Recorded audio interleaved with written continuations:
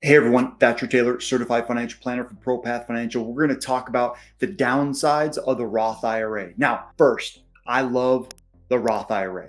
It's one of my favorite accounts. It has so many advantages. I'm going to create another video about all those advantages. There are way more advantages, but today we're going to talk about the downsides and potential situations where you do not want to use a Roth IRA that may be a traditional pre-tax account like a 401k or IRA that you already have or are going to use fit better. So let's get into it. Just to set the stage, we're going to go over some barriers of the Roth IRA, some things you have to break through first and you really need to understand before we really go into some of these downsides of the Roth IRA.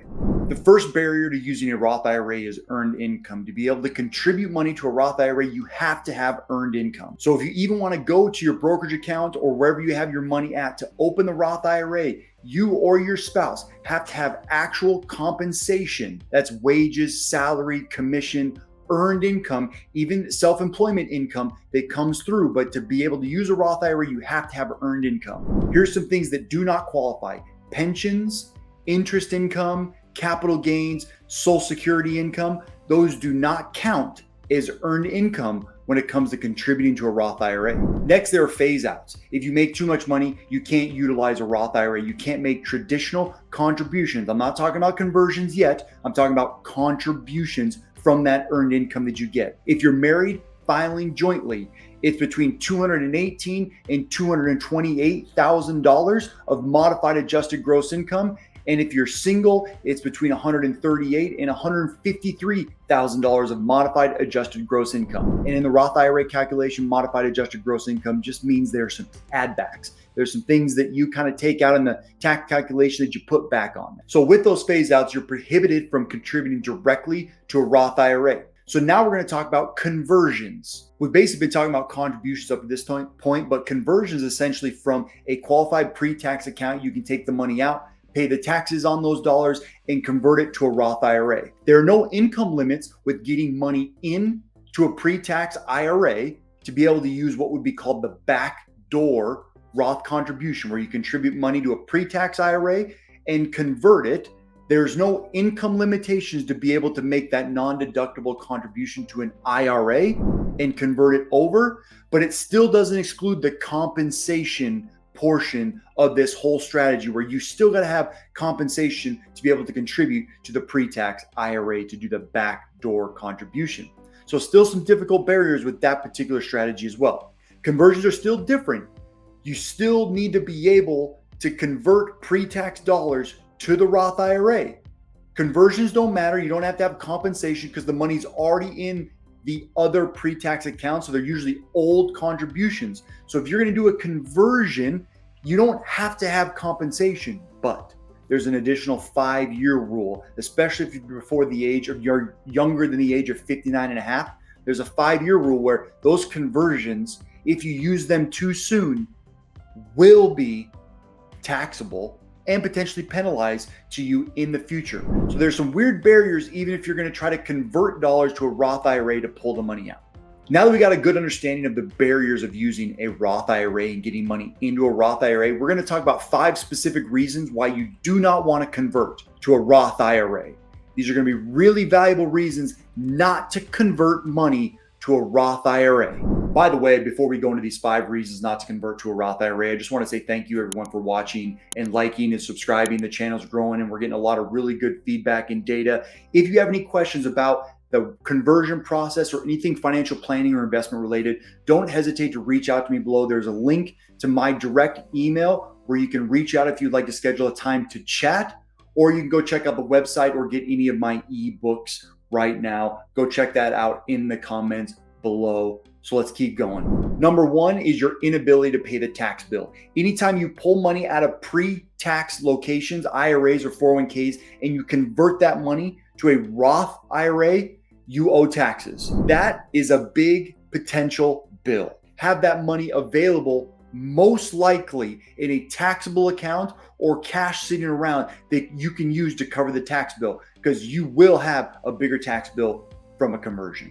The second reason not to convert to a Roth IRA is, what if you have some immediate cash needs? There's a process that is involved with converting money to a Roth IRA from a pre-tax account.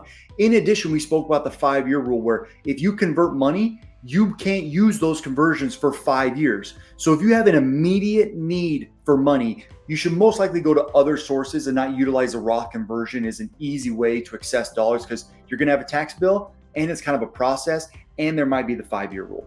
The third reason not to convert to Roth are stealth taxes. When you convert that money, that goes on your tax return as income. You could lose a lot of really nice tax breaks, tax credits, tax deductions, even things like IRMA, that's Medicare surcharges. Those have a 2-year look back. So if you're converting money, you could lose other tax benefits along the way, especially if you're in a good place with deductions or tax breaks. That could destroy a lot of it, especially in the immediate term or even in the future with those IRMA surcharges, that 2-year look back. So you really need to be careful what you're going to disrupt when you do Roth conversions. And if you're going to disrupt some of these plans or these programs that you have, do not convert to Roth. The fourth reason not to convert to Roth is financial aid. Having an IRA usually, or in a lot of cases, does not affect financial aid. But if you convert money from an IRA to a Roth IRA, that increases your taxable income. That will show up on a FAFSA or any other documents that need to be filled out to confirm your income for benefits for financial aid. This could be a really negative move for you to convert funds and affect some financial aid that you need for college education. So really be careful if you're going to utilize the financial aid process and you're working on Roth conversions at the same time.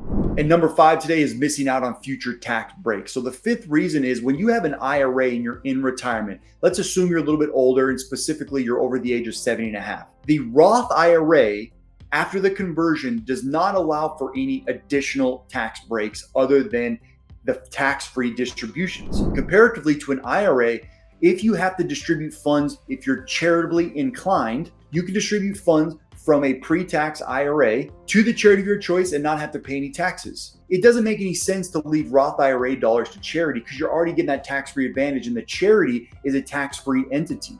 They don't have to pay federal taxes. So it makes more sense for you to get the tax break by sending money like a qualified charitable distribution from a pre-tax account to the tax-free charity. I'm going to link a video of what qualified charitable distributions are right here, but you need to make sure that you're planning about how to be charitable with your IRA dollars, specifically pre-tax dollars.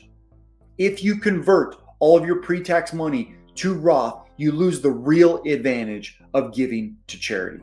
Again, I say I love Roth IRAs. I utilize them all the time with my clients. We do Roth conversions all the time. They have so many benefits. I'm going to create a video about the benefits, but these are some very specific cases where you do not want to convert to a Roth IRA. You do not want to get that pre-tax money into a Roth IRA. This is why planning matters. This is why a financial planner matters, is I help think through all of these elements when you're making some of these decisions. Because a lot of times you're on social media or you read an article about the blanket advantages of a particular move like a Roth conversion, but maybe it doesn't apply to your particular situation, or maybe it doesn't apply right now. That's the value of really high quality retirement planning and one of the elements that we work on an ongoing basis. Thank you for watching this video. Please make sure to like and subscribe. Can't wait to see you soon.